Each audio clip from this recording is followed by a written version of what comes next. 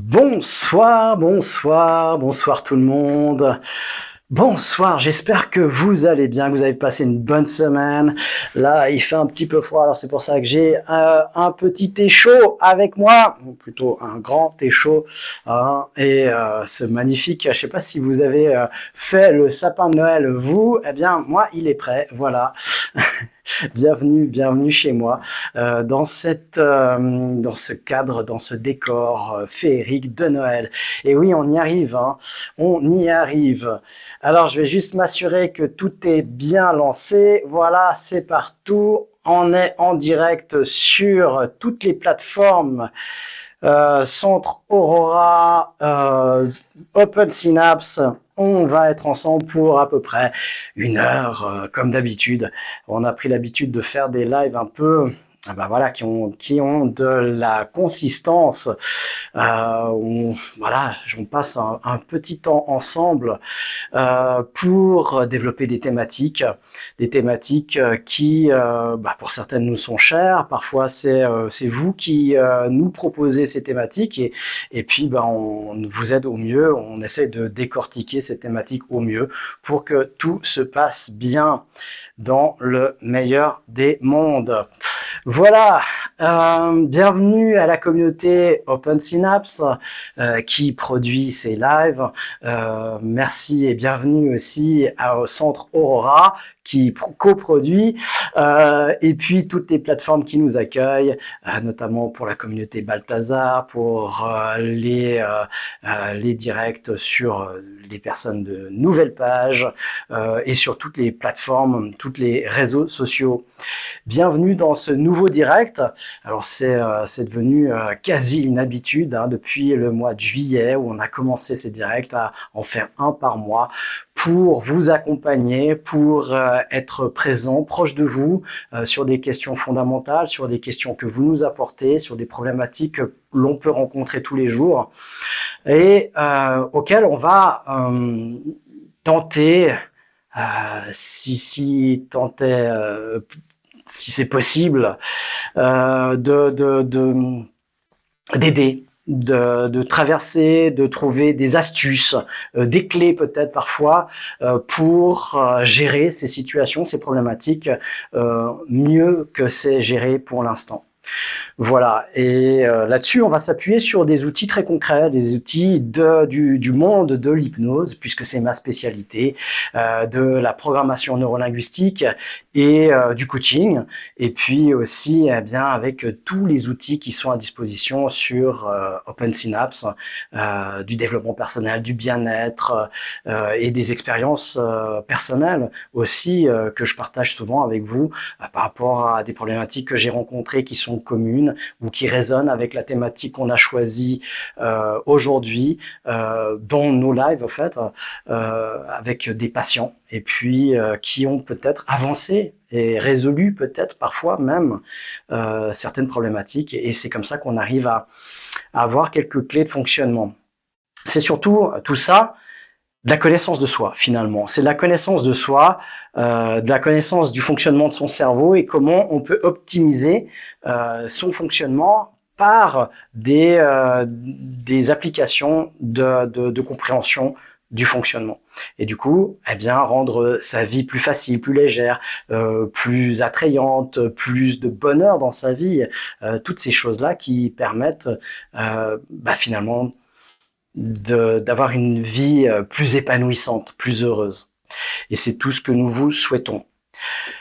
Alors, bienvenue encore une fois à toute notre communauté et c'est toujours un plaisir de faire ces lives, ces directs, même si c'est un peu de pression, même s'il y a beaucoup à gérer. Hein, vous pouvez pas vous imaginer tout ce qu'il y a, tout l'envers du décor, tout déjà la technique qu'il faut développer pour pouvoir être sur toutes ces plateformes en direct.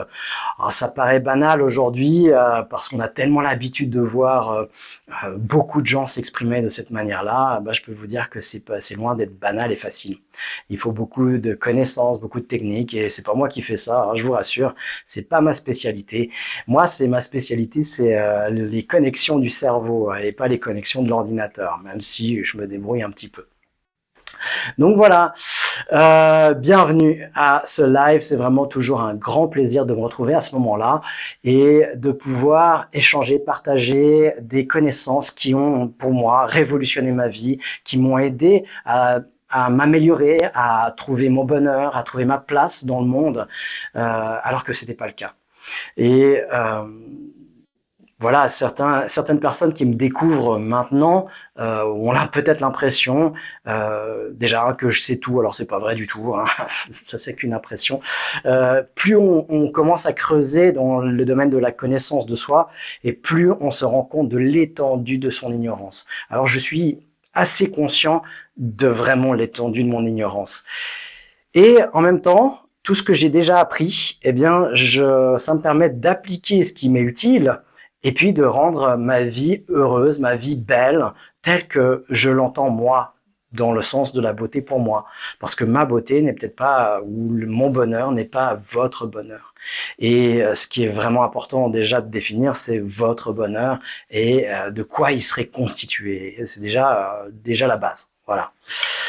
Dès qu'on a commencé à comprendre quel était son bonheur, eh bien, on a la possibilité, eh bien, de l'envisager et puis de faire des choses pour l'acquérir, pour l'accueillir à l'intérieur de soi et avec soi et autour de soi. Donc voilà, et c'est vraiment, pour moi, ça a été une révolution d'apprendre tous ces outils. Voilà, c'est des grosses claques aussi, hein, des grosses claques de réveil.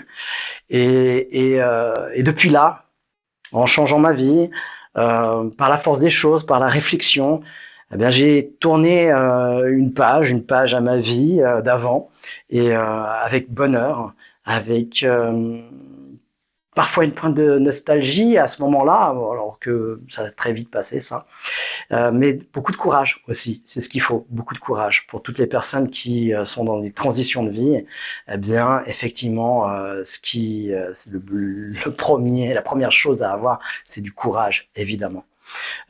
Courage du changement, parce qu'il y a toujours une partie à l'intérieur de nous qui préfère une situation pourrie qu'il connaît qu'une situation qui de toute façon pourrait être mieux, mais qui n'est pas encore présente, qui n'est pas là.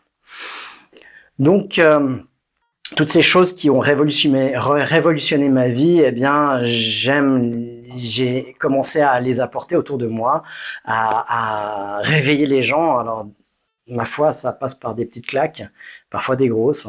Des fois, on n'est pas apprécié à cause de ça. Effectivement, ben oui, mais des réveils en toute douceur. Ça, le réveil est toujours un réveil. Donc il y a des moments, ben c'est pas toujours agréable de sortir de son lit quand il fait froid. Et pourtant, c'est ce qui permet de vivre des aventures dans la journée. Donc il faut passer par des petits moments qui sont pas agréables dans la vie pour pouvoir avancer, pour pouvoir construire ce dont on a besoin ou ce dont on a envie. Et donc j'ai apprécié à le faire autour de moi, et c'est comme ça que c'est devenu une vocation. Et c'est pour ça qu'on fait ces directs, pour justement apporter de manière gratuite. Voilà, c'est gratuit. Alors souvent quand c'est gratuit, ça n'a pas de valeur. Il y a plein de gens qui vont regarder les 5 premières minutes, qui nous ont déjà quittés parce que ça fait déjà 5 minutes, et qui voilà, qui reviendront plus là-dessus. Ok, c'est vrai que c'est beaucoup plus facile de zapper, de s'installer devant la télé, puis d'avoir la télécommande et 50, 60, 70 chaînes à disposition, et manger de la pizza, que de tout à coup se poser des questions, se réveiller à soi-même. Ça passe toujours par un moment qui est pas toujours, qui est un peu de flottement, un petit peu désagréable comme ça, de se réveiller à soi-même. Et voilà, il y a des gens qui sont avec nous et qui sont restés. Bah bravo, bravo, parce que peut-être vous risquez peut-être d'avoir un déclic, une clé, une compréhension qui va apparaître par-ci par-là, pas forcément de moi, parce que de toute façon ça viendra toujours de vous. Hein, c'est pas moi, je vais être un révélateur de quelque chose et qui va faire connexion avec autre chose qui s'est déjà passé dans votre vie et qui va faire un état de présence, une lumière, un éveil.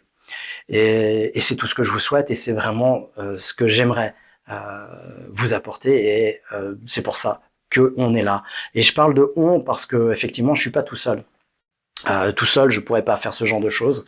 Il y a une équipe avec moi et donc c'est pas que je me parle ou à la troisième personne ou voilà, non, je suis voilà un individu voilà simple, on va dire simple, ouais, très simple. Et j'apporte des choses simples aux gens, mais pas simplistes, qui ont de la valeur. Enfin, j'essaye. Et puis, que ça fasse des connexions. Et puis, chacun va s'éveiller à ça en fonction de ses possibilités.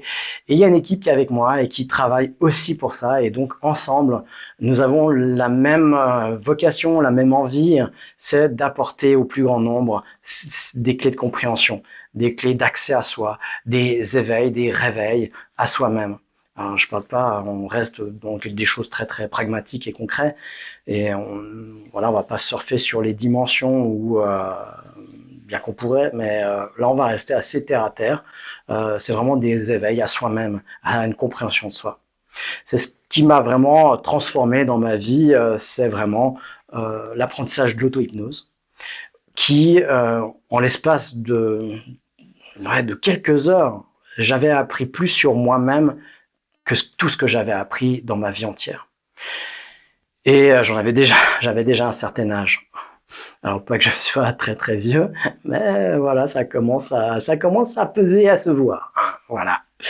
Euh, donc voilà. Donc c'est pour ça que nous voulons partager ces choses-là avec vous et vous apporter tout ça pour le meilleur, vraiment. Être proche de vous, être proche des problématiques que vous rencontrez dans vos vies, dans ce que vous traversez. Et aujourd'hui, nous avons décidé de parler de cette période, justement, comment survivre aux fêtes de fin d'année, parce que c'est pas toujours une période agréable pour tout le monde. Et il y a beaucoup de personnes, beaucoup d'entre nous qui souffront dans cette période-là, parfois même en silence. Parfois, même souvent, c'est des souffrances silencieuses, mais c'est des grandes souffrances. Et j'aimerais qu'on en parle. J'aimerais qu'on regarde qu'est-ce qui nous affecte autant, quels sont les facteurs et qu'est-ce qui pourrait alléger les choses, qu'est-ce qui pourrait rendre les choses différentes, simplement. Alors ici, j'ai pas vocation à vous dire la vérité, là non plus. Hein. On va rester très simple. Ça sera peut-être une vérité, mais je vais affirmer certaines choses parce que c'est des choses que j'ai vécues, donc ça fait partie de ma vérité, de ma réalité. Et puis, c'est des choses que je vous invite à expérimenter pour que peut-être elles puissent vous aider à devenir votre réalité, votre vérité. Mais en aucun cas, je vais vous dire c'est comme ça et c'est ça. Et si je vous donne l'impression de dire ça comme ça, revoyez ça, c'est pas mon intention. Mais parfois, pour expliquer certaines choses, il faut les expliquer et cette explication, elle est de manière affirmée parce qu'elle est issue d'une expérience aussi. Parce que tout ce que je vous raconte, si c'est des faits, des certitudes par rapport à ma réalité, eh bien, c'est que j'en ai fait l'expérience. C'est que je l'ai éprouvé à quelque part. Alors, ça marche peut-être pour moi, ça marchera peut-être pas pour vous. Bon, ben ça, ok. Et c'était justement, vous pourrez le savoir que si vous testez, si vous le faites. Et voilà. C'est comme l'auto-hypnose. Moi, au départ, j'y croyais pas du tout. Mais pas du tout. Je pensais que c'était du charlatanisme, de l'arnaque, que ça marchait surtout pas sur moi. Parce que, évidemment, je suis bien plus fort que ça. Le nombre de personnes que j'entends dire ça. Aujourd'hui, j'en ris, mais j'étais comme ça. J'étais la même chose. Et je ris de moi quand je me revois dans cette période-là. Ouais, mais ça marche pas sur mon cerveau, évidemment, parce que je suis pas contrôlable, moi. Bien plus fort. Mais oui, et puis quand j'ai commencé à m'auto-hypnotiser, je l'ai fait vraiment sans y croire. Et c'est là où c'est génial, c'est qu'il n'y a pas besoin d'y croire. Souvent, on entend dire, ouais, pour l'hypnose, il faut y croire pour que ça marche. Pas du tout. Pas du tout, parce que c'est technique. Donc voilà. C'est aussi simple que ça. Faites gaffe, parce que là, je vais vous implanter une idée dans votre tête. Alors faites attention. Ne pensez pas à un éléphant rose. Et je vous l'ai déjà fait. Et puis ça marche encore. Ben voilà. Donc ça marche forcément. Pourquoi? Parce qu'on utilise un mécanisme du cerveau qui là, en l'occurrence, est la non-compréhension de la négation. pour une partie du cerveau. Et après, il y a l'autre qui vient après et qui doit traiter l'information telle que la grammaire l'a exprimée. Mais l'idée est implantée déjà quand même. Donc attention, je ne vais pas vous asséner des vérités, prenez tout ça avec des guillemets, on n'oublie jamais de mettre des guillemets, et c'est pour ça que je le précise aussi ici dans mon discours, mettez tous des guillemets à tout ce que je dis, et vérifiez. Voilà, n'en faites pas un dogme ou une parole sainte, je ne suis pas saint, et loin de là, très très loin de là. Euh, je, je ne vais pas non plus vous apporter des solutions toutes faites. C'est plus de la réflexion, des pistes pour creuser, de l'information, peut-être parfois juste de l'information, effectivement. Une idée qui peut faire germer quelque chose et quelque chose de concret, d'applicable. Et c'est ce qu'on va essayer de chercher quand même dans ça. Donc ces idées, elles sont à expérimenter. On a quelques nouveautés dans notre communauté Centrora Open Synapse. Eh bien, on a la nouveauté que je vous avais déjà présentée dans les derniers lives.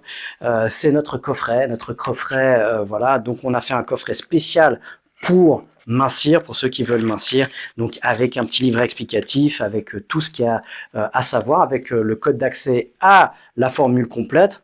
Et puis, on a 4 objets à l'intérieur pour faire 3 ancrages en plus des 2 qui sont le visuel et l'auditif que vous aurez toujours avec Open Synapse, l'application. Et puis après, vous avez un pendentif magnifique où vous pouvez mettre de l'huile essentielle pour réactiver toutes les séances, tous les bienfaits des séances que vous aurez suivies avec cette odeur, avec l'huile essentielle qui est faite exprès pour, que vous retrouverez nulle part ailleurs. C'est vraiment une odeur qui est faite pour ça. La pierre de sérénité, c'est pour le kinesthésique. Vraiment, en touchant la pierre pendant les séances et en les touchant après, eh bien ça va activer tout ce qu'on a ancré sur le plan du toucher pendant la séance. Et quand on a besoin d'un petit coup de pouce, eh bien, il n'y a plus qu'à toucher la pierre dans la vie de tous les jours quand on n'est pas dans la séance d'hypnose. Et puis, on a des dragées, des bonbons qui ont une particularité, qui sont à base de thé et qui se collent sur le palais. Du coup, on peut les faire en séance, on peut les prendre pour faire un ancrage gustatif et les retrouver aussi dans la vie de tous les jours. Voilà, et c'est des bons, très, très bons. Voilà notre magnifique nouveauté, je tenais à vous la présenter, donc elle est disponible, vous pouvez la commander sur Centrora avec toutes les explications aussi au dos, c'est une magnifique boîte en bois, un très bel objet qu'on a voulu vraiment faire avec beaucoup de soin et voilà, pour vous accompagner dans vos séances d'hypnose. Voilà, ça peut être aussi des idées de cadeaux de Noël, entre parenthèses. Donc, on a une autre nouveauté aussi. On a aussi dans notre communauté, ceux qui nous suivent, des personnes qui sont vraiment dans le besoin et vraiment démunies. Et on avait toujours envie, et c'est pour ça qu'est né Open Synapse, c'est de proposer nos services vraiment aux personnes qui n'ont pas les moyens d'aller chez un thérapeute. Alors, pour plusieurs facteurs. Alors, ils n'ont pas les moyens ou parfois, c'est des cas d'urgence. C'est-à-dire que essayez d'appeler votre thérapeute un dimanche après-midi ou un samedi après-midi pour prendre rendez-vous dans l'heure, ou à 2 heures du matin, ou pendant les vacances, etc., etc. Ou votre psy, thérapeute, psy, ce que vous voulez. Eh bien, vous aurez un délai de 2 semaines, 3 semaines, 1 mois, 2 mois pour certains psys, et on vous répondra pas tout de suite. Eh bien, il était nécessaire d'apporter un soutien immédiat à des personnes et de qualité. Et c'est ce que nous voulons et c'est ce que nous offrons avec Open Synapse, avec l'application, la plateforme Open Synapse et tous les outils qui sont avec. Donc c'est vraiment un soutien 24 heures sur 24, 7 jours sur 7 et à un coût, un prix vraiment abordable. On ne pouvait pas le faire gratuit, imaginez-vous. C'est un investissement, vous ne pouvez pas vous rendre compte. C'est un gros investissement, c'est à peu près, on est au bas mot à 4 à 5 ans de travail et vraiment avec une équipe derrière, à vraiment voilà 100%. Donc c'est vraiment, il y a vraiment un gros travail de recherche, de développement et de qualité après dedans. Il y a pour chaque programme à peu près environ, on va dire, parce que c'est pas toujours le cas, mais pour pratiquement tous les programmes, on a 17 séances d'hypnose qui ne seront jamais les mêmes. C'est pas du pré-enregistré, c'est pas de l'enregistrer comme ça, c'est vraiment des séances individuelles et uniques et qui vont traiter la problématique de manière progressive. Tout ça, c'est géré par l'intelligence artificielle et c'est vraiment la nouveauté et c'est quelque chose de complètement innovant. Ça n'a absolument rien à voir avec tout ce qui existe aujourd'hui sur le marché qui lui ressemble à peu près. Donc, c'est vraiment quelque chose qui a une valeur et c'est normal qu'il y ait un coût. Donc, si vous faites 17 séances chez un thérapeute, vous pouvez à 100 francs de l'heure et les séances sont plutôt entre 1 heure et 1 heure et demie, eh bien, vous pouvez imaginer le coût que ça représente. Effectivement, c'est pas accessible à toutes les bourses. Alors, en hypnose, il est rare qu'on ait besoin de 17 séances, hein, je vous rassure tout de suite. Hein. En cabinet, c'est à peu près 3-4 séances. Mais là, on n'a pas besoin d'aller rapidement, on peut prendre son temps et puis on peut étaler tout ça avec un peu plus de conscience, un peu plus de temps, un peu plus travailler sur un autre aspect qu'on n'aurait peut-être pas travaillé directement si on était en présentiel. Et donc, voilà. Mais alors nos produits, nos programmes, eh bien, ils ont une valeur, c'est le prix d'une séance d'hypnose, un peu moins même. On a essayé de vraiment mettre le plus bas prix qu'on pouvait pour que effectivement ça puisse exister encore. Et c'est encore parfois trop cher pour certains. Donc du coup, on s'est dit qu'on pourrait faire aussi débloquer un fonds pour les plus démunis et pour ceux qui sont dans le besoin et qui ont envie et vraiment envie de progresser, de s'en sortir, de régler certaines problématiques.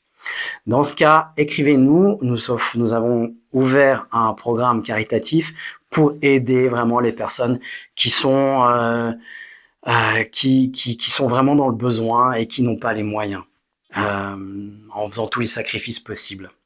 Donc voilà, alors on ne pourra pas payer tout, mais on pourra vous aider et financer une partie du programme, en tout cas, peut-être même une grande partie du programme. Ça, c'est ce qu'on est en train de mettre en place, donc c'est vraiment tout nouveau et c'est pour ça que je vous en parle dans ce début de live. Donc pensez-y et puis parlez-en autour de vous, évidemment. Parlez si vous connaissez quelqu'un qui en a besoin, eh bien ne le laissez pas comme ça. Parlez-lui de la plateforme OpenSynapse, parlez-lui des autres possibilités aussi de se former, de la connaissance de soi sur le centre Aura. C'est la différence un peu entre les deux. Il y a un soutien thérapeutique 24 heures sur 24, 7 jours sur 7, c'est sur OpenSynapse. Et puis tout ce qui est connaissance de soi, alors il y a aussi une partie d'atelier qui est disponible à OpenSynapse, hein, c'est tout cadeau. Et puis il y a une autre partie vraiment sur l'enseignement, l'apprentissage de l'auto-hypnose, le coaching mental et plein d'outils dérivés pour apprendre à gérer son cerveau, à gérer ses émotions, à gérer la communication. Ça, c'est sur le centre aurora.ch. Voilà. Alors, comment c'est pour vous cette période de Noël? C'est pas toujours facile. Pourquoi? Parce que c'est parfois une période de mélancolie, de tristesse. Ça nous renvoie à notre enfance. Parfois une enfance heureuse, parfois une enfance difficile. On se sent peut-être un peu triste. Il y a des personnes qui me disent que ça les rappelle l'absence d'une personne chère. L'absence d'une personne chère par le décès, quelqu'un qui est décédé. Et Dieu sait si on en a eu des décès autour de nous ces 3-4 dernières années. Voilà, donc on est tous un peu touchés par ça. Et même si la personne n'est pas décédée dans cette période-là, eh bien cette période où on se réunissait, où on se retrouvait, eh bien c'est comme le révélateur de cette absence. Ça la met encore plus en lumière. Et donc du coup c'est effectivement plus difficile. Et si pris par l'énergie du quotidien, pris par tout ce qu'on a à faire, on n'y pense pas. Bien à ce moment-là, il y a comme un ralentissement, comme voilà, c'est la période d'hibernation pour la nature, et nous faisons partie de la nature. Donc il y a quand même un ralentissement chez nous. même si là, on est en pleine accélération pour pouvoir ralentir justement dans cette période-là, période des fêtes de fin d'année. Eh bien, tout ça, c'est quelque chose qui nous renvoie à notre intériorité, qui nous renvoie à notre connexion à nous-mêmes et qui nous renvoie eh bien, à l'absence des personnes qui nous sont chères. Et c'est pour ça qu'on peut se retrouver un peu triste. Voilà, il n'y a pas forcément que des décès, des séparations, divorces, des familles qui éclatent. Et puis, bien, il y avait ce moment où, avant l'éclatement, eh bien, il y avait ce moment, même des fois un petit peu artificiel. Mais il y avait ce moment existait quand même où la famille était réunie, on ouvrait les cadeaux ensemble, où il y avait cet échange et parfois où on déposait les armes et on était plutôt dans un esprit de paix et puis d'ouverture à l'autre. Parfois pas aussi, parfois c'est l'ancrage de moments difficiles, conflictuels et qui justement rajoute une couche et qui a posé un ancrage. Qu'est-ce que c'est qu'un ancrage? On a parlé avec la boîte Open Synapse. Un ancrage, c'est un pont émotionnel qui est lié à une expérience liée, inscrite sur un des canaux sensoriels. Les canaux sensoriels, on en a 5 pour percevoir le monde. Il y a le visuel, l'auditif, ce que j'entends, le kinesthésique, c'est ce que je peux voir bouger, toucher et ressentir. On va mettre aussi le synesthésique, c'est-à-dire le ressenti à l'intérieur du kinesthésique. L'olfactif, tout ce que je peux humer, sentir, et puis le gustatif, tout ce que je peux goûter. On n'a que 5 canaux sensoriels pour percevoir le monde, c'est tout. Et donc, on va utiliser ces canaux sensoriels, eh bien, ils vont nous servir à mémoriser les choses, à capter les choses, à les engrammer à l'intérieur de soi. Et si je vis une certaine émotion, je sais pas, les madeleines de ma tante, ma grand-mère, et puis que je suis heureux, joyeux, ça signifie cette odeur, je la sens quand je suis en vacances, au bord de la mer, je suis décontracté et tout ça. Et puis en hiver, je me retrouve dans la rue, il neige, il fait froid, je suis un peu déprimé et tout à coup dans la rue, il y a cette odeur de madeleine qui arrive. Et là, je retrouve l'ensemble de l'état émotionnel qui était inscrit avec cette odeur. Eh bien, c'est ça un ancrage. Et c'est extrêmement puissant. Et les ancrages, ben, il y en a un peu sur tout. Une fois, j'avais un collègue, un associé qui m'appelait. C'était à chaque fois, au début, on était sur un projet. Alors, chaque fois qu'il m'appelait, c'était enthousiasmant. À chaque fois, je voyais sur mon téléphone portable son nom qui s'affichait quand il m'appelait. J'étais déjà réjoui. Et puis, à un moment donné, il a commencé à me balancer tous les problèmes. C'est-à-dire que je devais gérer tous les problèmes. Et à chaque fois qu'il m'appelait, c'était pour me balancer un problème. Et là, ça a été l'inverse. Il y a eu un petit moment de latence entre les deux, où voilà, c'était un peu neutre. Et puis, tout à coup, à chaque fois qu'il m'appelait, c'était « Oh non, pas lui ». Et pourtant, c'était un ami. Pourtant, c'était un associé. Et pourtant, c'était des choses à s'occuper. Mais à chaque fois, c'était pas agréable et ça avait inscrit sur la référence de mon téléphone portable, en l'occurrence lui, eh bien, sur le plan visuel, dès que je voyais son nom dessus ou son numéro s'afficher, eh bien, je me sentais déjà mal. Eh bien, c'est ça un ancrage. Et il y a des ancrages possibles sur tous les canaux sensoriels. Je parlais de l'odeur, là je parlais du visuel, ça peut être un son de cloche, c'est une musique qui n'a pas ressenti une émotion sur une musique. Et puis qui l'entend quelques années plus tard, et puis tout à coup, boum, il y a tout l'état émotionnel qui arrive.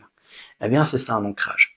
Et quand il y a beaucoup d'ancrage avec les couples, quand il y en a un qui console toujours l'autre, il le prend dans les bras et puis on va faire un peu toujours à sa manière à soi. On a une manière et puis on va prendre l'autre pour le consoler dans ses bras. Et puis ça passe, le moment difficile passe et puis quelques mois plus tard, le couple est au bord de la mer et pour cet instant de coucher de soleil, eh bien, il y en a un qui prend l'autre, celui qui le prenait, dans les bras, et puis de la même manière, et l'autre se ressent mal, parce que à chaque fois, c'était ce geste-là. Et ça revient instantanément, immédiatement. Ce sont des ancrages. Ça, c'est un ancrage kinesthésique, par exemple. Je ne l'avais pas encore cité. Donc voilà, et il y a des ancrages pour tout. Et si on vit une certaine relation où à chaque fois c'est désagréable, c'est difficile, c'est conflictuel, eh bien quand on va être en relation avec, ou dès qu'on doit se mettre en relation avec la personne, c'est déjà difficile et c'est déjà compliqué. Alors ces ancrages, eh bien ils sont bien à prendre conscience pour ancrer avec les relations, dans les relations, que des choses positives. Essayer le maximum que l'on puisse. Et puis après, ben, il y a tous les ancrages qu'on ne peut rien, hein, on peut rien faire. On subit hein, ces ancrages. Ils se font malgré nous. Et puis, ben, on peut en prendre conscience, en activer certains volontairement, comme on fait avec les séances d'hypnose, pour les réactiver quand on est en dehors et qu'on a besoin. Et puis, donc, on peut utiliser les ancrages à bon escient. Et puis, on peut désactiver avec des séances d'hypnose, programmation neurolinguistique, la PNL. On peut désactiver des ancres très facilement. Donc, ça prend à peu près 5-10 minutes quoi, pour désactiver une ancre. C'est assez facile. Mais par contre, c'est technique. Voilà, ça s'apprend. Ça s'apprend aussi. C'est quelque chose qu'on apprend d'ailleurs dans mon livre Coaching mental. Alors pas désactiver l'encre parce que c'est un peu plus complexe, mais on apprend à activer les encres et c'est un cours que vous trouvez aussi sur la plateforme de formation Centre Aura, c'est le cours Coaching mental. J'en reparlerai après. Il y a aussi parfois des éloignements géographiques hein, qui ancrent aussi de la tristesse, de la mélancolie, l'absence, qui révèle l'absence de la personne. Quand on est à distance, eh bien, ça rend un peu les choses un peu plus difficiles. Euh, Pourquoi on le vit mal? Parce que souvent, c'est bah, les fêtes de fin d'année, c'est un moment de rassemblement. C'est un moment qui invite à être et avec les autres, à être joyeux. Et puis, ben, parfois, ben, on se retrouve tout seul. Ben ouais, par la force des choses, parce que ben, il n'y a plus personne autour. Pour une des raisons que j'ai évoquées, l'éloignement, le décès ou la séparation. Et dans ces moments qui se veulent festifs, qui, je dirais même presque, j'ai failli le dire, mais je vais le dire, qui se doivent pour certaines personnes être festifs. C'est comme si on se devait absolument que cette période-là, eh bien, elle soit festive. Qu'on doit faire la fête, qu'on doit se réjouir, qu'on doit montrer de la joie et de l'amour et être pas du tout en raccord avec ce qu'on ressent à l'intérieur de soi. Est-ce que c'est vraiment utile ça? Est-ce que c'est vraiment une obligation? Je suis pas sûr. Euh, Souvent, c'est aussi, parfois, c'est parfois aussi, m'a-t-on dit, une source de stress. Euh, donc dans cette période-là de l'année, j'ai beaucoup de consultations qui sont liées à ces problématiques-là. Je pense que mes confrères ou consoeurs, eh bien, vivent la même chose. C'est que dans cette période-là, eh bien, il y a beaucoup de problématiques qui sont liées aux fêtes de fin d'année, dans la difficulté de traverser ces moments-là. Pour toutes ces raisons-là. Mais là, on m'a aussi évoqué que c'est un moment de stress. C'est joyeux, mais c'est du stress. Pourquoi? Parce que il y a une volonté derrière à ce que tout soit parfait. Il faut, et comme il faut, c'est comme il doit. Il faut, il doit, ça doit être parfait, il faut que ce soit parfait, il faut que ce soit joyeux, ça doit être joyeux, c'est une fête, c'est la lumière, c'est le Père Noël, c'est les cadeaux, c'est le partage, l'échange et tout ça. Et donc, on doit. Et il n'y a pas de réflexion de j'ai envie ou j'ai pas envie, j'ai du plaisir ou j'ai pas de plaisir. Et il y a cette pression justement que tout soit prêt, parfait, que on soit reconnu comme celui qui a apporté le bonheur, celui qui a apporté la joie, c'est l'envie de faire plaisir, comme si notre vie en dépendait. Euh, et ça crée le malheur, évidemment. Ça crée du stress, ça crée des crises internes à soi, des crises d'angoisse, des crises existentielles, même philosophiques. Pourquoi tout ça à un moment donné? Et le rejet externe. Hein, c'est des personnes qui pètent un câble à un moment donné et puis qui se disent mais pourquoi je fais tout ça? Ou regardez, qui ont besoin évidemment puisqu'il y a une recherche de perfection, puisqu'il y a une recherche d'amour, de recevoir l'amour des autres, alors en donnant beaucoup, eh bien, c'est des gens qui sont frustrés et qui ont l'impression que les autres sont ingrats avec ce qu'elle a fait. Il y a aussi cette période qui est pas facile pour une raison évidente et puis qu'on se met parfois pas toujours en conscience. C'est l'hiver. Alors c'est la joie, mais si en même temps il fait nuit à 4 heures, bon, j'exagère, mais presque. En tout cas, on pourrait dire même qu'il fait nuit tout le jour, parce que tellement qu'on est dans un nuage. En tout cas, dans la région où je suis, ça fait presque 2 semaines qu'il pleut non-stop. J'exagère aussi un peu, mais on est un peu là-dedans. Aujourd'hui, on était dans un nuage non-stop. Hier aussi, il a plu toute la journée. Et au bout d'un moment, ça peut taper sur le moral, suivant comment on se laisse atteindre par ça. Mais en même temps, on ne peut pas vraiment s'en défendre, parce que c'est exactement la même chose que ne pensez pas à un éléphant rose.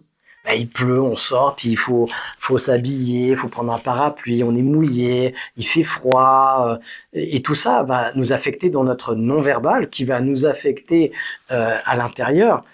Et souvent dans notre discours intérieur, donc les histoires qu'on va se raconter. Et on a plutôt tendance à entendre une musique bien rythmée, bien envoyée, emballée l'été, et plutôt des violons qui pleurent l'hiver. Mais c'est comme ça. Hein, ça fait partie de l'énergie ou de la structure du paysage, hein, j'ai envie de dire. Donc, on ne peut pas vraiment s'en défendre et on est quand même dans cette période où la luminosité continue à baisser jusqu'au 21 décembre ou 22-23, ça dépend de la date exacte du solstice. Et puis, à partir de là, eh bien, on est dans la nuit la plus longue. Et à partir de là, eh bien, on remonte. Mais on est quand même dans cette période pendant un mois, entre l'avant et l'après, dans cette période la plus sombre de l'année. Et qui, même si on fait la fête pour justement conjurer ça, pour amener la lumière qui n'est plus à l'extérieur, à l'intérieur, avec la bûche de Noël, c'est ça, hein, c'est d'amener la lumière à l'intérieur, donc se retrouver aussi avec sa lumière intérieure, eh bien c'est ce qui nous manque, et c'est ce qui nous manquera là-bas. Et si on n'arrive pas à réveiller cette lumière intérieure, eh bien on va être dans la tristesse et dans on va dire dans la douleur, hein, pour généraliser en termes de termes exacts, quoi, de terminologie. Donc peut-être, là, ça c'est du pas prévu, c'est de l'improvisé total. Peut-être que justement la solution à ces fêtes de fin d'année, pour vraiment trouver, et je l'invente pas, hein, ça vient depuis la nuit des temps, pour retrouver juste l'espace, on va dire neutre, ou même de joie ou du vivant, simplement, pour pas sombrer. Eh bien, il y a une invitation dans ces fêtes, dans l'origine de ces fêtes, de remettre la lumière à l'intérieur de soi et pas de la chercher à l'extérieur. On va se remettre dans le foyer et trouver la lumière entre les gens, dans le partage, dans la communication. Et peu importe si c'est de la communication entre les gens de la même famille, parce que c'est en général se mettre en relation. Alors souvent on pense, ouais, mais moi je suis pas à l'aise avec ma famille, ou on s'est déchiré, ou on se voit plus. Mais qui a dit que ça devait être absolument avec la famille? C'est avec les gens, c'est avec l'entourage, c'est remettre de la lumière à soi, en soi, et se connecter avec la lumière de l'autre. C'est d'amener cette lumière dans le foyer, en fait. Le sapin de Noël, hein, qui a remplacé la bûche et qu'on décore, on met de la lumière sur le sapin de Noël. Et pourquoi le sapin? Parce que c'est toujours vivant. C'est le ver de l'espoir et c'est la nature qui se perpétue même dans cette période-là. C'est la nature qui résiste à cette période-là. Et on l'intègre dans notre foyer. Et oui, c'est pas juste pour mettre des cadeaux de Noël dessous, mais aussi, mais aussi. Donc, quelques petites astuces. 6 astuces pour pouvoir traverser cette période de manière un petit peu plus légère, agréable, et des points de réflexion, parfois philosophiques, parfois peut-être à mettre en pratique. Et c'est à vous de voir entre ce qui vous est utile ou ce qui vous parle pas et ce qui vous est pas utile. Euh, Premièrement, je vous propose de vivre cette période-là avec le moins de projections possible. De vous remettre dans l'instant présent, de vous réaligner avec le là, maintenant. Pour ceux qui sont avec moi ou ceux qui reverront le différé, eh bien, là, maintenant, dans cet instant-là où vous m'écoutez, vous me regardez, là, ça va. Quel que soit ce qui se passe dans votre vie actuellement, dans le passé, ce qui s'est passé, ou ce qui pourrait se passer, là, maintenant, ça va. Ça va. Ça va. Et oui. Et pour moi aussi. Même si j'ai des épreuves à traverser. Et Dieu sait si cette année 2023 m'en présente. Là, je suis avec vous. Et ça va. Je respire, je suis bien, je suis au chaud, il neige, il y a un beau sapin derrière moi, et ça va. Et ça va. Et ouais, ça va. Ça va bien même. Donc si on se remet dans le moment présent, eh bien, on peut se rendre compte que là, maintenant, ça va. Mais le maintenant, là, maintenant, il est déjà plus loin que celui de premier que j'ai dit. Donc déjà, sur peut-être une minute, eh bien, ça va. Alors si c'est même le foutoir ou la grosse merde dans ma vie, là, pendant une minute, ça a été. Puis là, maintenant encore, pour l'instant, ça va. Et je peux calculer comme ça le nombre de minutes qui vont bien. Et puis me rendre compte qu'au fait, il y a quand même pas mal de temps dans ma journée où ça va. Ben ouais, ça va bien, même. Donc c'est revenir dans le maintenant, le là, ici et le maintenant. Ok?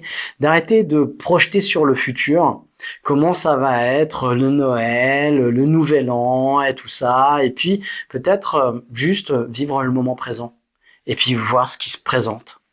On peut se projeter un petit peu, puis il y a peut-être pour certains des fêtes qui sont très établies, très construites, pour d'autres qui se retrouvent tout seuls, bien c'est de trouver des astuces pour être tout seul si on en a envie.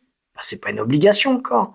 On peut être très bien tout seul chez soi pendant les fêtes de Noël et de Nouvel An. Et voilà, il n'y a pas d'obligation. On s'est fait croire plutôt, parce que personne ne nous oblige à nous croire quoi que ce soit, mais on s'est fait croire que c'était obligatoire, qu'on devait être joyeux, heureux, qu'on devait échanger, partager. Non, on peut apporter la lumière en soi, chez soi, tout seul, ça va très bien, et être heureux. Mais si on n'est pas bien, c'est peut-être des choses à mettre en place de différent. On ne peut pas rester dans ce pas bien. Peut-être ce sera un autre pas bien, mais même un autre pas bien, c'est déjà autre chose. C'est déjà, c'est déjà mieux, j'ai envie de dire, parce qu'il y a quelque chose qui a bougé, de toute façon. Donc arrêtez les projections du futur, on verra bien comment ça sera pour ce qui n'est pas envisageable. Et puis, attention, attention. Et là, c'est un concept très simple à comprendre, puis en même temps très compliqué, même dans la compréhension, je trouve, parce qu'il y a tellement d'objections à ça. Et pourtant, je pense que s'il n'y a qu'une seule chose qui serait déterminante à comprendre pour changer l'entièreté de notre vie, ce serait ça. Pour moi, c'est la clé qui permettrait de tout changer. Tout. Tous les résultats, tout ce qu'on a et tout ce qu'on va avoir. C'est les histoires qu'on se raconte dans notre tête. C'est les histoires qu'on se raconte sur les événements, sur ce qui se passe, sur notre état d'être. C'est la musique qu'on joue, les violons qu'on joue dans cette période quand il neige, puis je me retrouve tout seul et là je joue des violons et puis forcément les larmes coulent sur mon visage. D'ailleurs c'est comme ça qu'on fait pour tourner des films pour les acteurs. On leur passe des musiques et puis, ils entendent la musique et puis tout ça pour du coaching d'acteurs américains parce qu'en France je crois pas qu'ils connaissent ça mais bon voilà.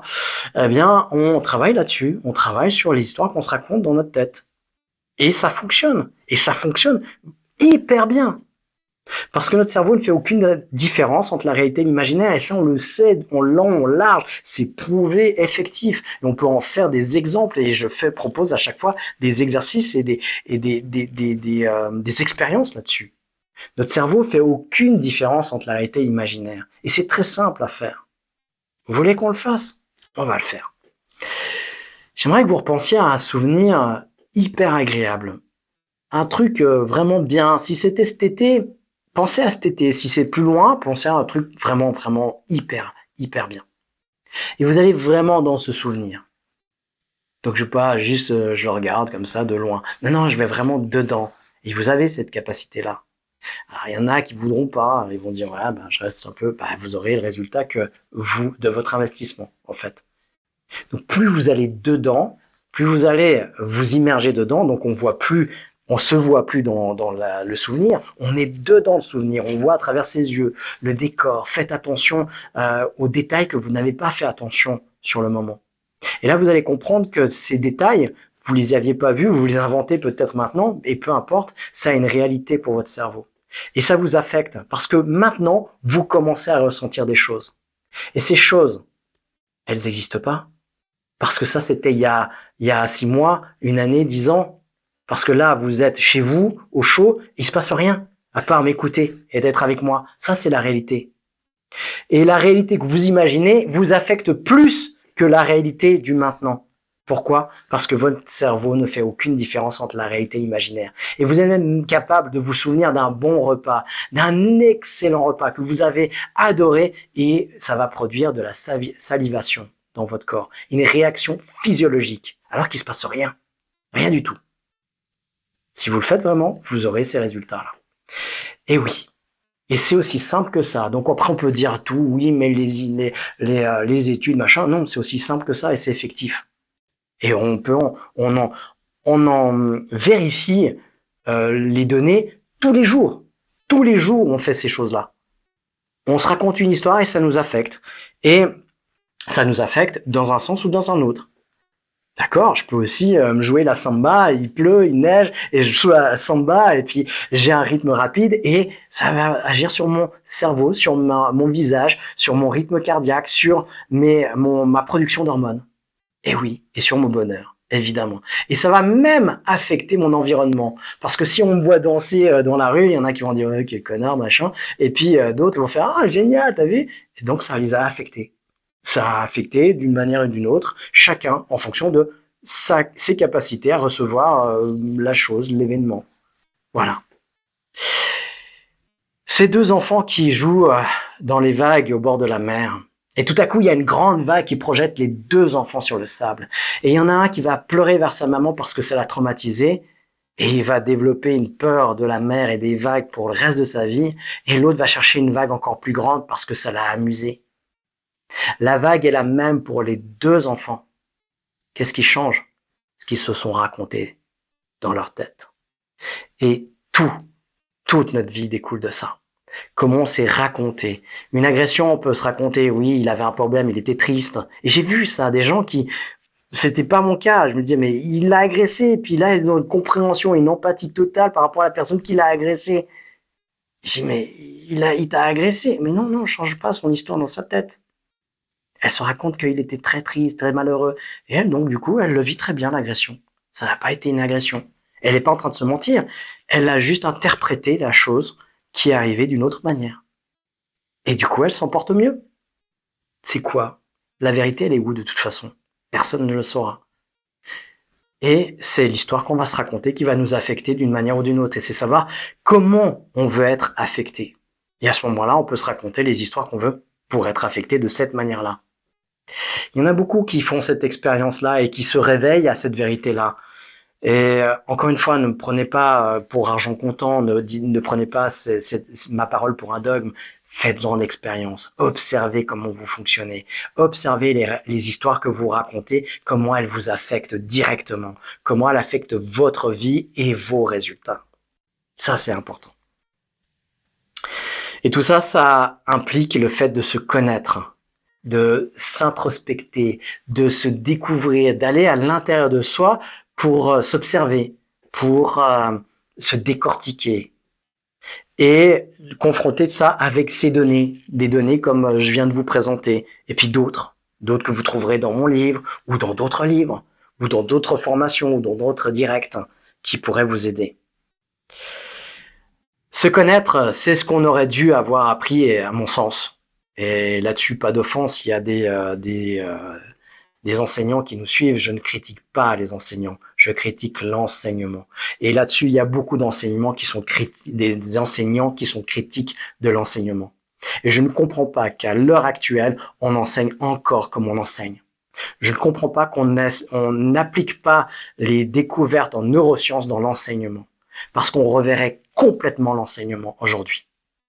Et je pense qu'on perd beaucoup de temps sur des choses qui nous sont complètement inutiles. Alors on nous dit ouais mais c'est pour développer l'activité cérébrale, la curiosité, tout ça, mais on s'en fout. On pourrait développer l'activité cérébrale en apprenant les émotions, le rôle des émotions, comment communiquer avec l'autre, comment communiquer avec moi-même, utiliser des maths dans des choses spécifiques de comptabilité, de gestion de budget, toutes des choses qu'on aurait besoin, dont on se débat en tant qu'adulte dans la vie de tous les jours en permanence.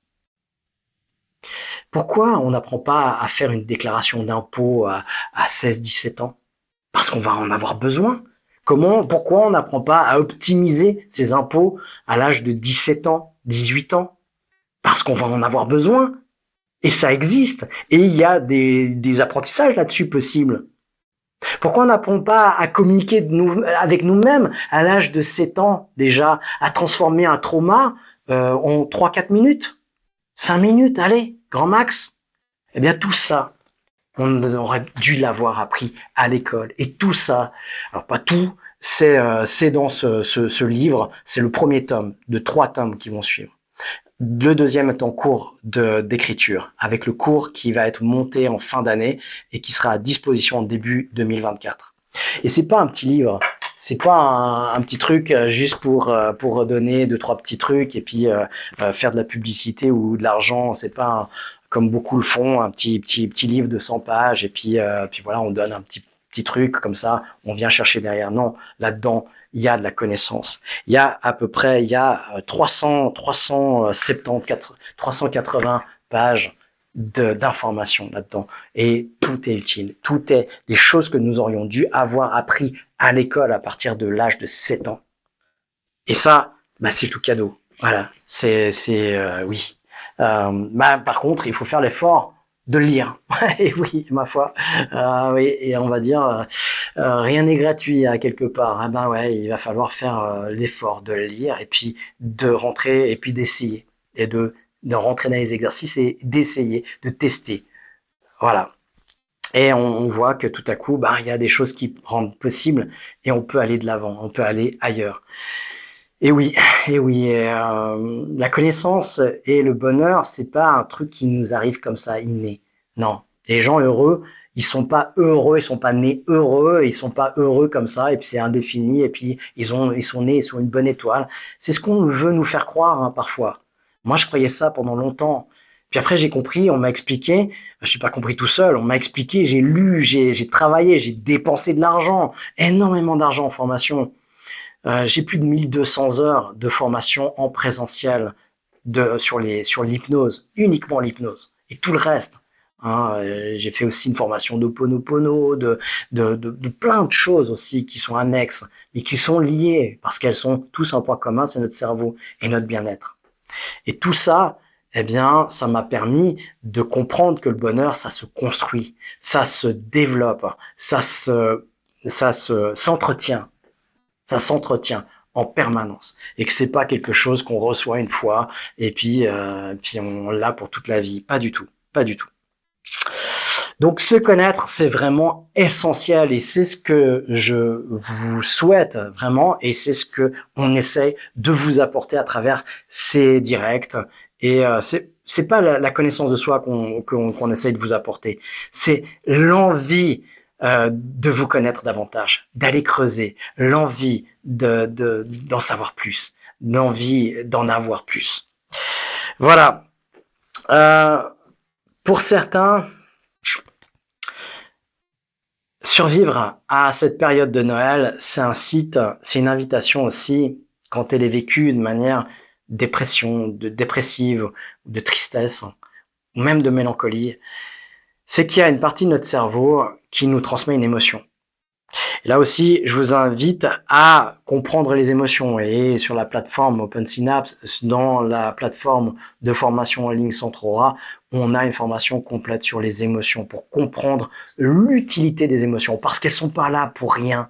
Elles ont un sens. C'est le premier niveau de communication de notre inconscient qui veut nous transmettre un message pour qu'on agisse, pour nous faire agir d'une certaine manière.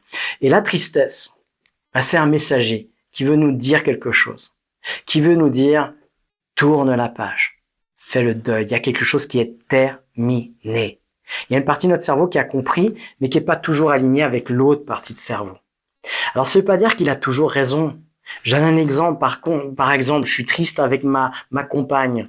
Est-ce que ça veut dire que mon cerveau, il a compris que c'était terminé, qu'il faut que je la quitte? Non, pas forcément. Le cerveau, il est en train de me dire, si ça continue comme ça, il y a quelque chose qui joue pas, bah, il va falloir tourner la page. Donc, c'est pas encore établi. Par contre, je perds une personne que je connais, que j'aimais bien, et je suis triste, bah là, c'est révocable. D'accord? Il va falloir tourner la page. Donc, il y a toujours une part d'absolu ou de relatif. Et il faut faire la distinction entre les deux. D'accord? Donc, le deuil, eh bien, c'est vraiment tourner la page. Parfois, c'est le deuil d'une personne, parfois, c'est le deuil d'une personne dans cet endroit, la distance. Parfois, c'est le deuil d'une situation. Parfois, c'est de la famille, parfois, c'est un déménagement, parfois, c'est autre chose. Donc, c'est faire le deuil de ce qui nous manque et ce qui peut-être n'arrivera plus. Donc, on tourne la page. Dans les phases de deuil, je ne vais pas m'étendre trop là-dessus. Il y a Elisabeth Kubler-Ross qui a développé énormément de compréhension sur les phases de deuil. Il y a des phases. Elle a fait une version à 5 phases, une version à 7 phases, à 8 phases. Il y a un peu tout. Mais on revient souvent sur les mêmes idées. Ou pas souvent, on revient tout le temps sur les mêmes idées. Il y a d'abord la phase du choc. C'est boum, je reçois la nouvelle. Boum, je peux être déboussolé pendant un certain temps. Ensuite, il y a le déni. Non, c'est pas possible. Attends, mais non, c'est pas possible. Mais tu peux pas faire ça. Mais non. Et puis négociation. Dans cette phase-là, des fois, c'est une phase qui est nommée en tant que telle. Négociation, on va négocier avec Dieu, avec la vie, avec l'autre, pour essayer de revenir en arrière. La plupart du temps, c'est pas possible parce qu'on est déjà dans une phase de deuil. Donc ensuite, il y a la colère. C'est pas juste et je veux pas que ça soit comme ça. Et donc je vais me rebeller et je vais demander réparation, je vais demander justice. Et voilà, si j'arrive, bah, c'est bien parce que ça me permettra d'évoluer plus loin. Et souvent, je vois des gens qui sont bloqués à ce niveau-là parce qu'ils n'arrivent pas à mettre en place le rétablissement d'une justice ou d'une justesse et qui n'arrivent pas à faire un processus de tentative de rétablissement de justice ou de justesse parce qu'on ne peut pas toujours obtenir justice ou justesse.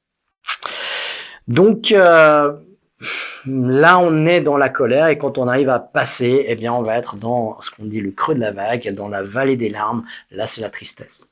Et là, la tristesse, eh bien, voilà, comme chaque étape peut durer plus ou moins long. C'est vraiment là, il y a une partie de nous qui a compris que c'est terminé et qui nous invite à tourner la page pour retrouver des nouvelles aspirations, c'est-à-dire le nouvel élan.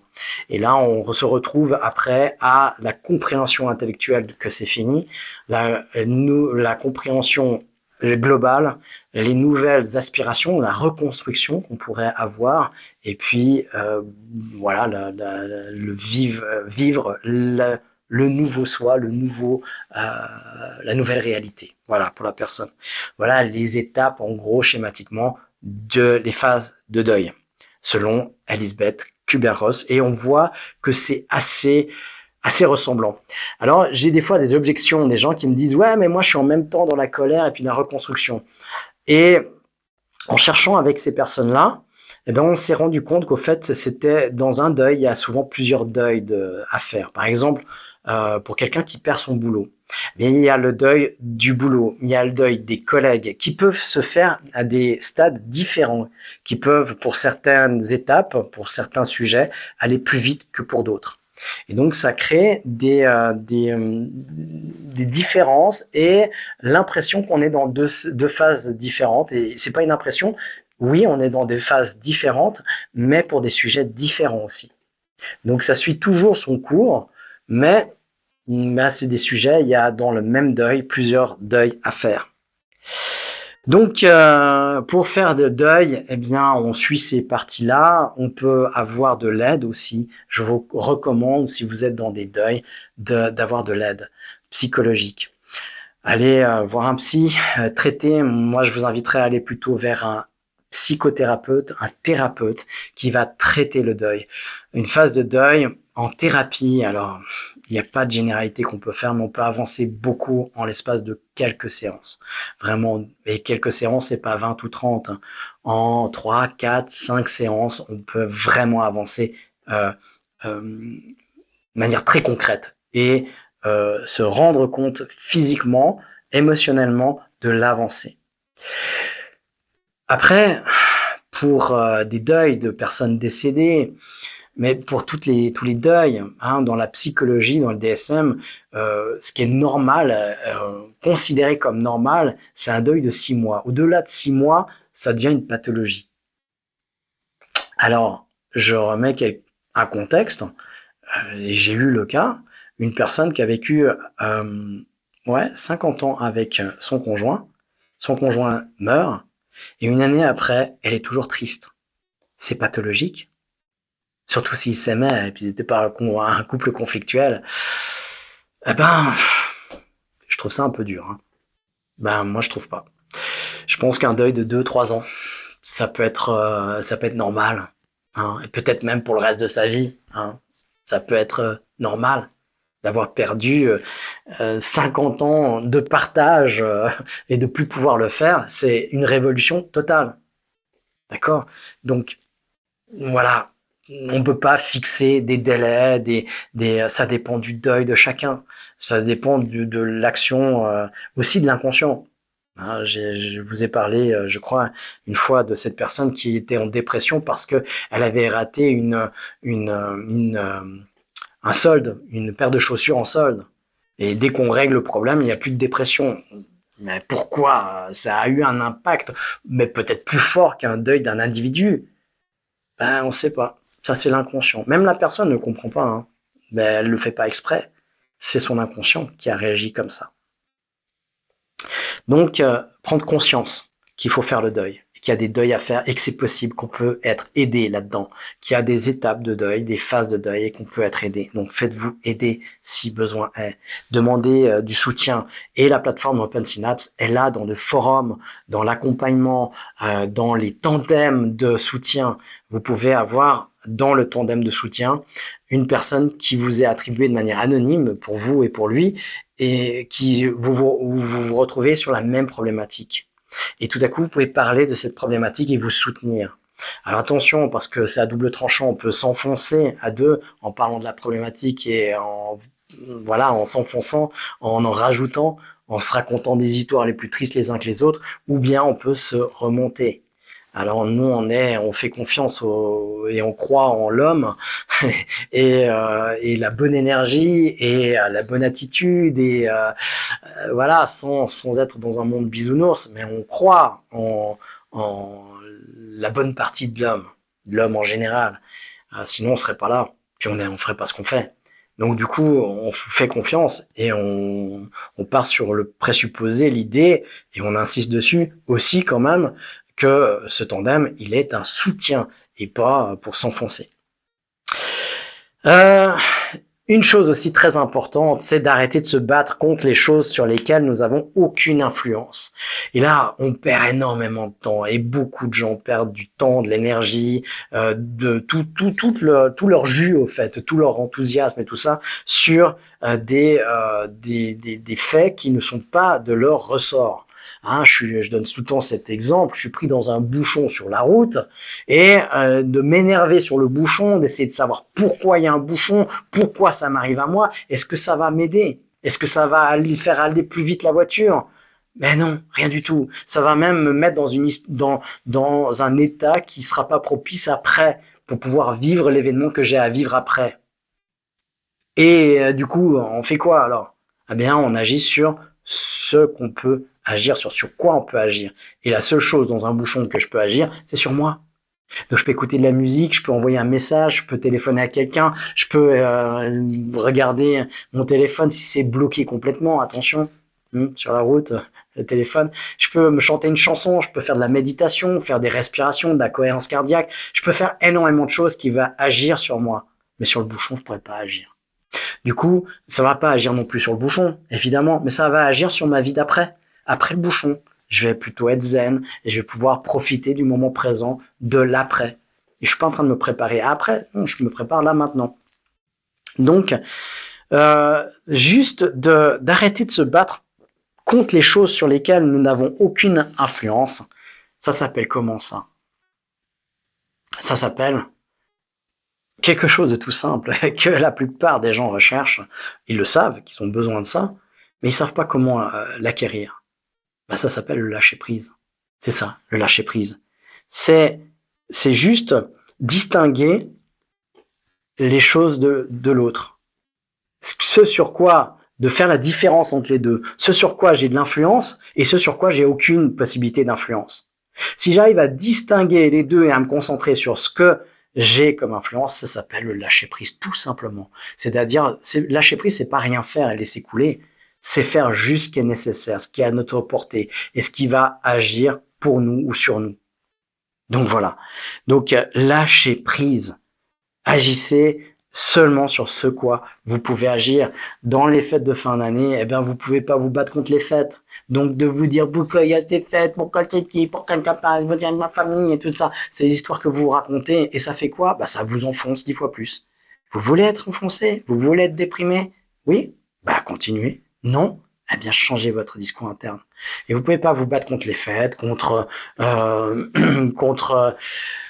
le marketing, contre les cadeaux, contre tout ça. Vous pouvez, vous, changer d'attitude.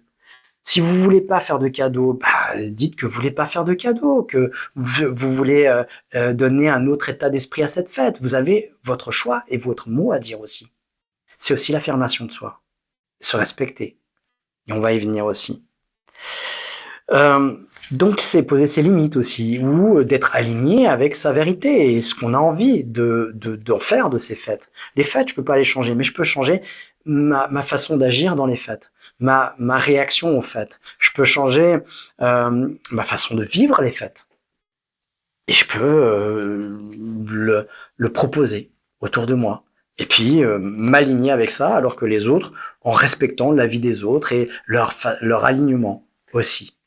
Et tout à coup, bah, ça change énormément de choses. C'est aussi faire les choses pour soi et d'aller vers le plaisir. C'est vraiment de se réaligner pour soi et pas pour les autres. C'est vraiment de remettre de la lumière à l'intérieur de soi, ça aussi.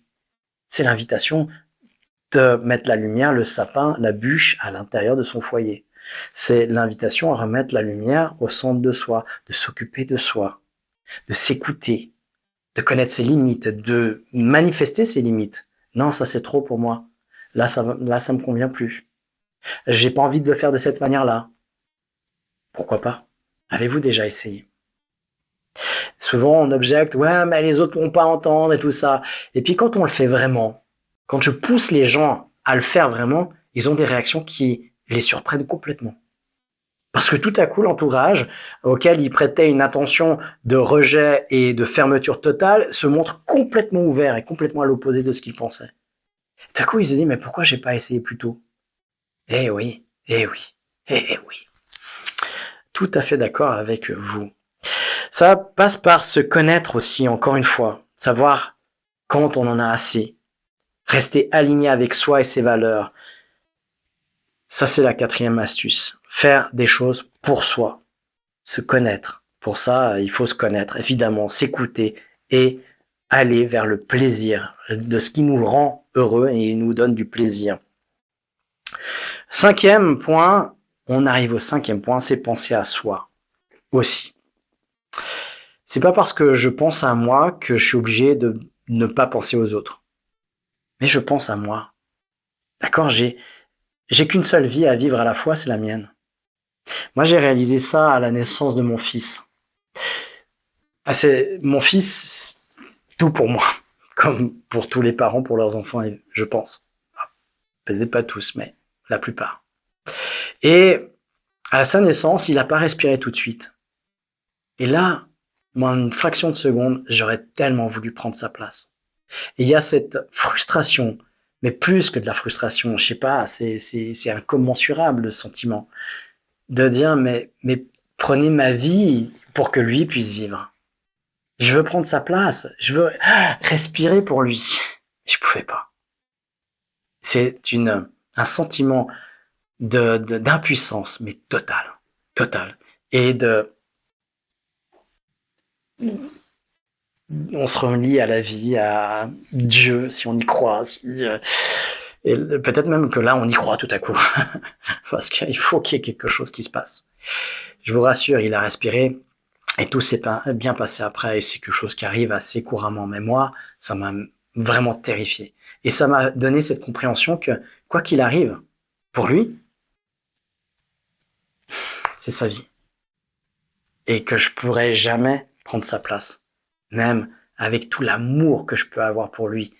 S'il lui arrive quelque chose de pas bien, c'est à lui que ça arrivera. S'il m'arrive quelque chose de pas bien, c'est à moi et personne ne peut prendre ma place. C'est comme ça. Donc j'ai à m'occuper de moi pour redonner après. Et c'est ce que je fais là, aujourd'hui, avec vous, ce soir. Et penser à soi, c'est pas égoïste. Et je vais aller un petit peu plus vite là-dessus. C'est Lise Bourbeau que j'avais rencontrée il y a, ça ne nous rajeunit pas, un peu plus de 20 ans. Ouais, 24, 25 ans. Qui avait eu dans une conférence justement cette, cette définition de l'égoïsme. L'égoïsme, c'est prendre, c'est pas penser à soi comme la plupart des gens le définissent, mais c'est prendre à l'autre pour soi. Et là, ça change tout. Et c'est la définition que j'ai décidé à ce moment-là d'adopter. C'est tant que je prends pas à l'autre pour moi, je suis pas égoïste, je vis ma vie, c'est tout. Je vis ma vie et je prends ma place dans ma vie et dans le monde. C'est tout. Penser à soi, c'est s'aligner sur ses valeurs. Ses valeurs, c'est quoi? C'est ce qui est important pour soi. C'est vraiment ce sur quoi j'attache le plus d'importance. Et donc, ça doit être présent dans ma vie, évidemment. Et penser à soi, eh bien, c'est nourrir et être en accord avec ses valeurs. Être aligné avec ses valeurs. Et souvent, on n'a pas les mêmes valeurs dans les familles. On peut avoir des valeurs différentes. Et donc, ou parce que nos valeurs évoluent avec le temps. Et donc, c'est ce qui nous met souvent au porte-à-faux avec les, les membres de la famille parce qu'on n'a pas les mêmes idées politiques, on n'a pas même les mêmes façons d'exprimer ses émotions, sa connexion au monde, sa connexion aux autres. Et donc, du coup, bah, ça nous éloigne ou ça nous rapproche. Et ça nous met des fois en porte-à-faux. Alors, c'est d'être aligné avec ses valeurs, de pouvoir poser des limites et puis de laisser s'exprimer les valeurs des autres aussi dans cet échange.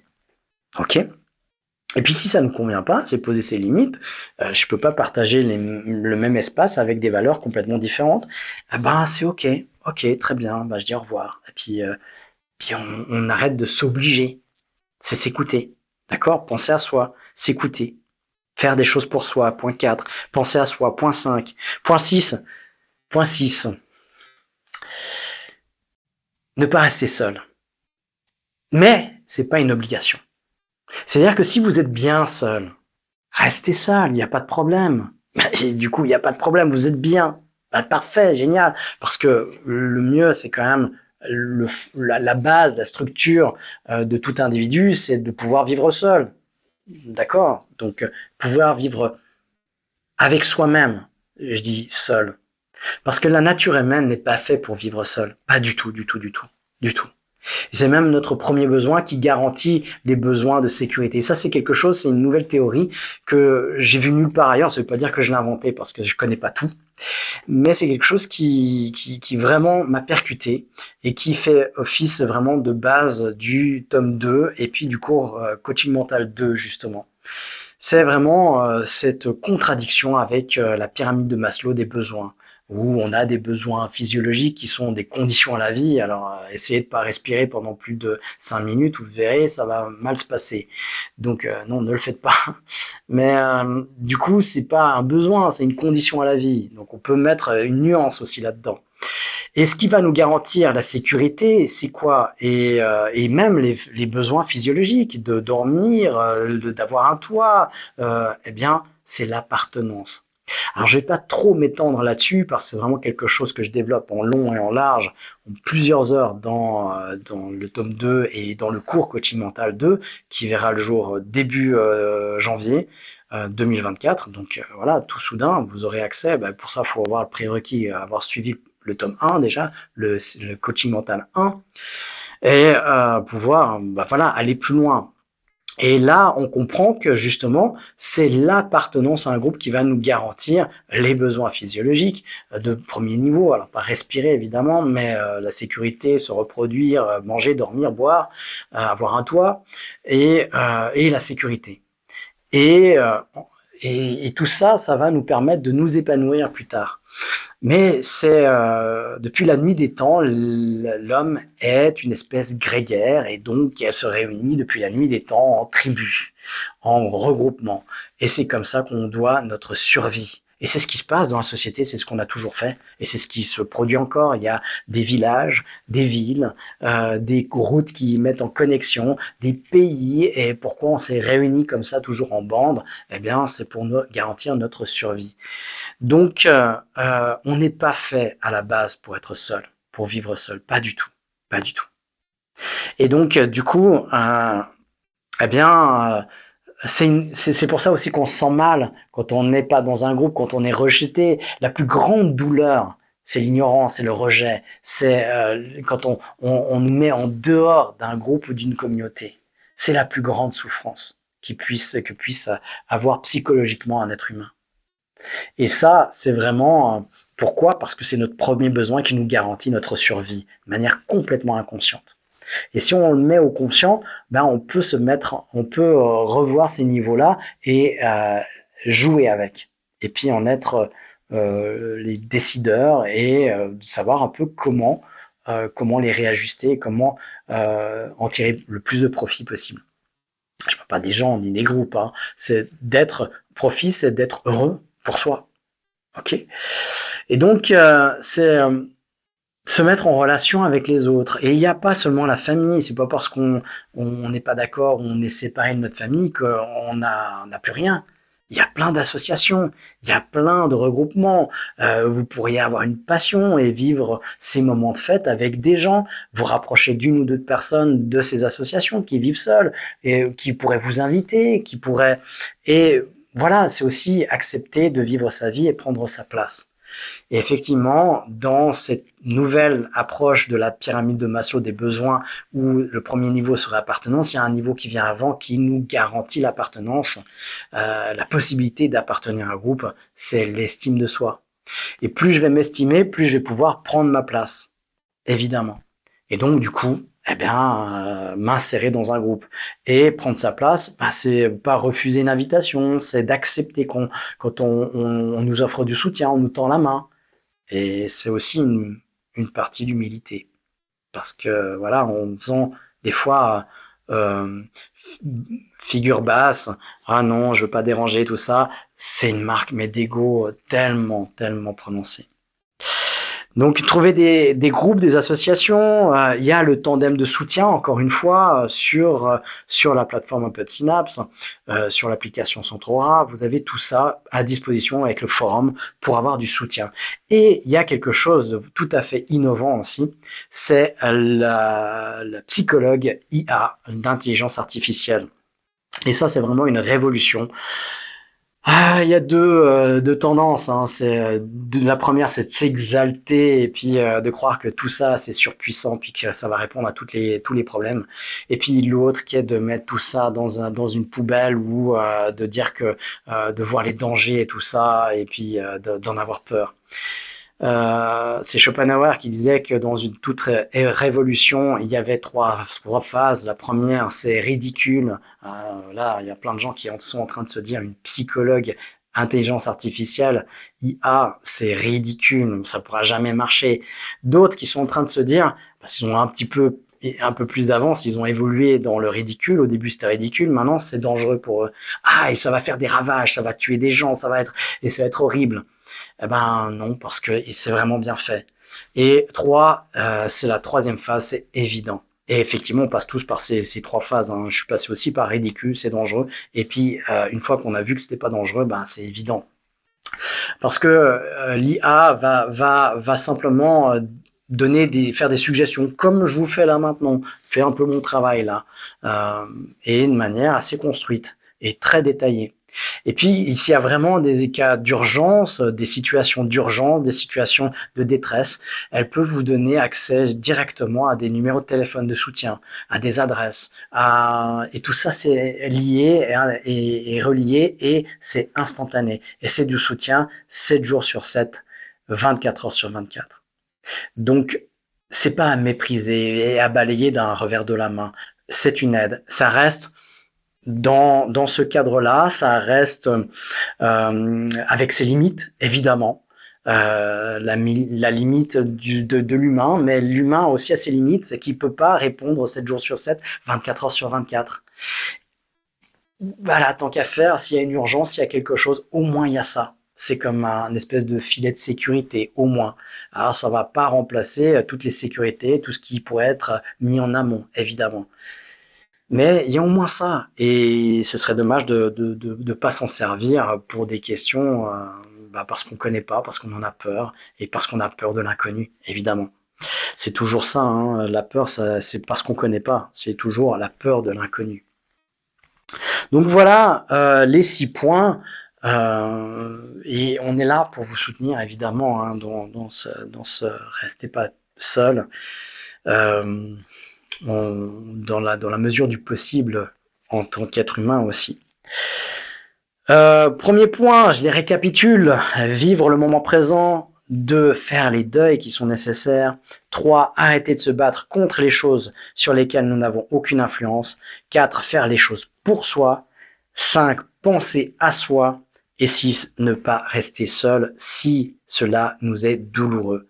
Parce qu'il y a des gens qui sont très bien seuls dans la communauté, insérés dans la communauté, un cercle un peu plus grand et plus distant, mais ils se sentent bien. Alors je vous invite pas à aller vers les autres. C'est encore une fois, pensez à vous, pensez à ce qui est bon pour vous.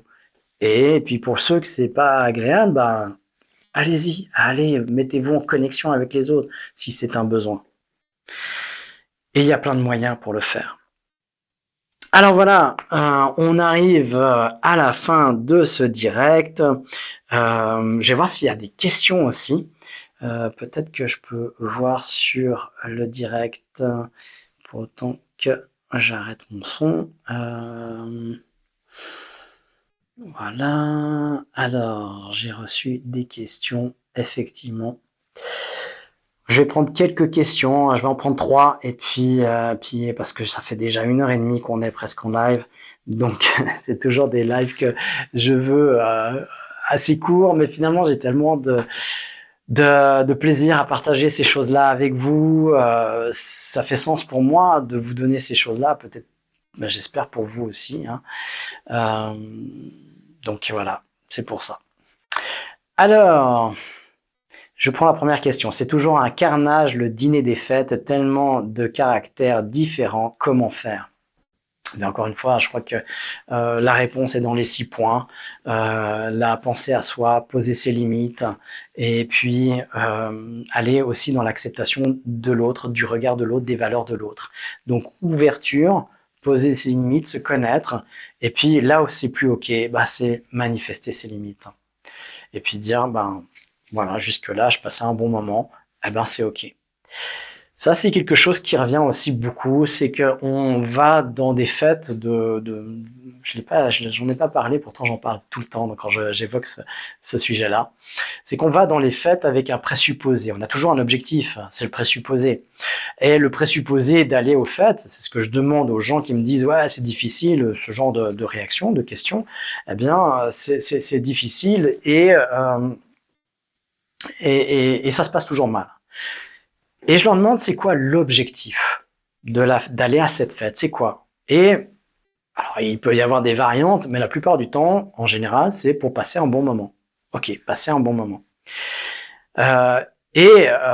Du coup, s'il y a un carnage, si quelqu'un lève la voix, dit un truc sur lequel on n'est pas d'accord, la seule chose à faire, si on a mis en conscience que c'était de passer un bon moment, c'est je ferme ma bouche et je laisse dire sa connerie. Et je réagis pas. Par contre, si mon objectif c'est d'avoir raison, ou parler plus fort, ou c'est de lui fermer sa bouche, c'est de le faire taire, ou de lui dire qu'il a tort, eh ben c'est d'autres objectifs. Et là, c'est peut-être parfois pas compatible avec le fait de passer un bon moment. Et donc, je pourrais plus passer un bon moment. Mais du coup, je dois être clair avec mon objectif. C'est lequel? C'est d'avoir raison? Ok, c'est ok. Alors, on y va. Et là, ça va être ok. Et à la fin, j'aurai obtenu mon objectif, donc du coup, je serai bien. Même si dans le moment, c'est pas agréable ou c'est un combat. Mais je serai bien parce que j'aurais été fidèle à mon objectif. Mais je l'aurais posé consciemment. Et le problème, c'est qu'on se fait prendre par l'objectif de l'autre parce qu'on n'a pas posé consciemment son objectif. Et du coup, on se fait embarquer, malgré nous. Et puis, du coup, on commence à éloigner de son objectif, ben on est dans la souffrance. Et si on reste collé à son objectif, eh bien, on passe un bon moment. Jusqu'à ce que ça soit plus possible. Et si vraiment tout le monde se déchire à tout ça, et puis qu'on commence à plus pouvoir passer un bon moment, bah c'est au revoir. Jusque-là, je passais un bon moment, je pose mes limites, c'était sympa. À l'année prochaine. Et voilà. Voilà, j'espère que ça vous aide. Je suis toujours seul durant les fêtes et c'est très difficile. Qu'en pensez-vous? J'en ai aussi parlé. Oui, on n'est pas fait pour être seul et ça dépend d'où est aussi située cette solitude. Deuil, décès, divorce, ou simplement on est seul, ou éloignement avec la famille, ou tout ça, où il n'y a plus de liens familiaux. Eh bien, mettez-vous en connexion si c'est une souffrance. Mettez-vous en connexion avec votre voisin. Osez dépasser vos frontières. Et vous pouvez rentrer et être maître de votre vie. Mais ça demande un effort. Oui, c'est l'effort de conduire la voiture. Vous pouvez très bien être sur le siège passager arrière de la voiture de votre vie. Et là, vous n'avez plus aucun choix. Effectivement, on va faire des choix pour vous. Et vous allez dire, ça roule pas assez vite ou ça roule trop vite. On va pas au sud, on va trop au nord. On se dit, oui, mais c'est pas vous qui conduisez. Et vous avez le choix et la possibilité de vous mettre au volant de la voiture de votre vie et de prendre les devants et de vous mettre en relation avec des associations, avec des associations fêtières, avec des associations qui soutiennent, avec du voisinage, avec des gens qui sont comme vous, et puis profiter du forum de soutien et puis des tandems éventuellement. Ne restez pas seul si c'est une souffrance, évidemment. La fin d'année me reconnecte toujours à mon enfance difficile. J'ai beau me dire que c'est passé et c'est plus là. Je n'arrive pas à en profiter. Que faire? Alors là aussi, j'en ai parlé aussi dans le direct. Déjà, il y a des deuils à faire, c'est des nettoyages. Et là, je vous invite vraiment à le faire de manière thérapeutique. Comme bon vous semble, pour vous raconter ce que je connais en hypnose, c'est assez vite fait ce genre de choses. En 2-3 séances, il y a sûrement des ancrages, des désactivations d'encre donc à faire, et puis à construire du nouveau, du renouveau. Donc entre thérapie de nettoyage et du coaching pour construire du nouveau. Donc les deux, voilà, en quelques séances d'hypnose, en quelques séances globales thérapeutiques avec l'outil d'hypnose, vous pourrez très bien sortir de ça. Alors ne restez pas là-dedans, vous pouvez vraiment aussi vous en sortir et changer complètement votre vie. Maintenant, c'est une question de choix, de priorité aussi.